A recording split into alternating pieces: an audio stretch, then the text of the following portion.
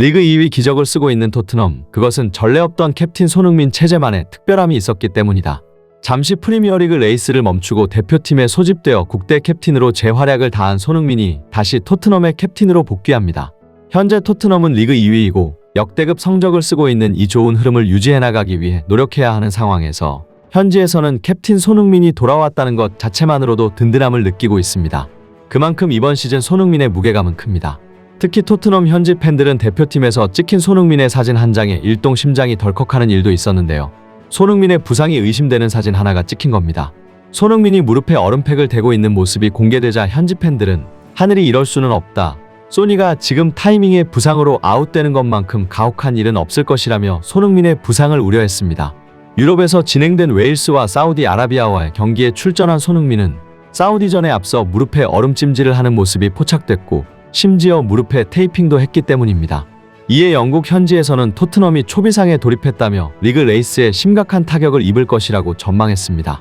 하지만 다행히 경기에 나오지 못할 정도의 부상은 아니었고 풋볼 런던은 손흥민은 한국 대표팀에서 얼음팩을 차고 걷는 모습이 포착돼 가장 큰 공포를 안겼지만 그가 사우디전 선발 명단에 이름을 올리며 모든 우려가 사라졌다라고 설명했습니다.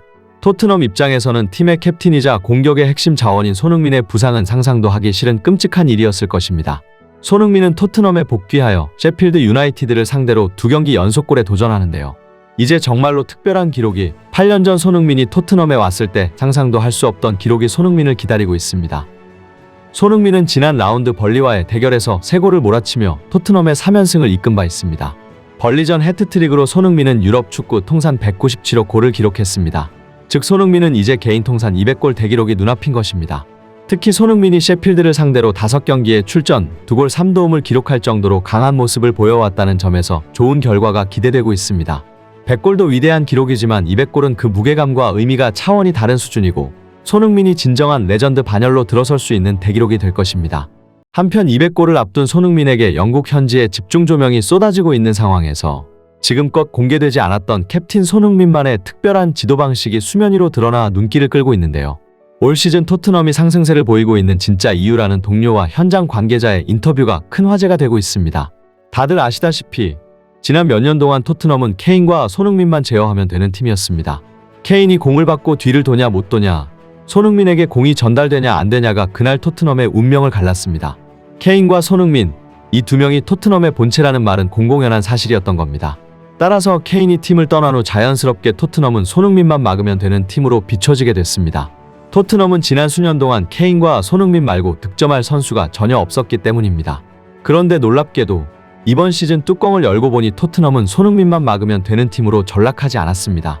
이번 시즌 토트넘이 다크호스로 떠오르고 있는 이유는 여러 가지가 있지만 그중 하나가 득점 선수의 분포가 다양하다는 겁니다. 4라운드밖에 안 됐는데 벌써 주전 11명 중 6명이나 득점을 기록했습니다. BBC 전문가는 이것은 당연히 전술의 영향도 어느 정도 있었겠지만 기본적으로 선수들의 전반적인 공격력과 경기를 이해하는 방식 자체가 성장했다고 말했습니다. 무슨 일이 있었던 건지 캡틴 손흥민 체제가 되고 나서 선수들이 경기를 받아들이는 방식에서 특별한 성장을 일궈낸 것입니다. 대체 감독인 포스테코글루와 주장인 손흥민이 어떻게 선수들을 지도했길래 이런 변화가 가능했던 것일까요?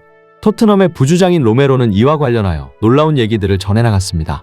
바로 손흥민의 특별 강습이 빛을 발하고 있던 거였습니다. 그는 이렇게 말했습니다.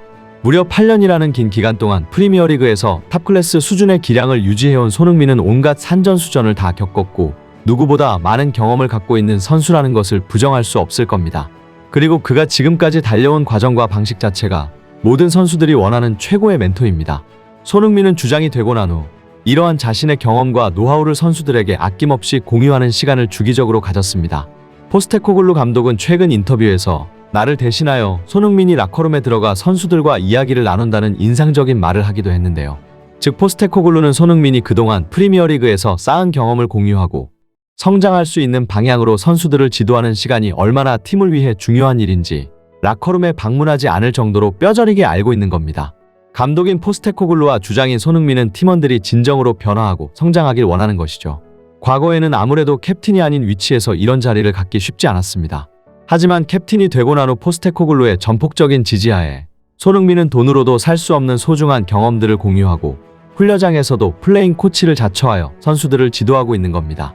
특히 수비수인 로메로는 벌써 2골이나 넣었고 손흥민을 연상케 하는 환상 중거리 슈팅을 기록하기도 했는데 이 역시 손흥민의 엄청난 슈팅 강습이 가능케 한 것이라고 로메로와 현장 사람들은 전했습니다. 한 관계자는 캡틴 손흥민 체제를 극찬하며 손흥민은 케인과는 다른 새로운 유형의 정신적인 지주다. 케인은 차갑고 냉철한 카리스마를 지녔다면 손흥민은 따뜻하고 관용적인 리더십을 지녔다. 지금의 분위기가 훨씬 더 낫다고 생각한다. 케인은 자신의 노하우를 팀원들에게 전수하지 않았다.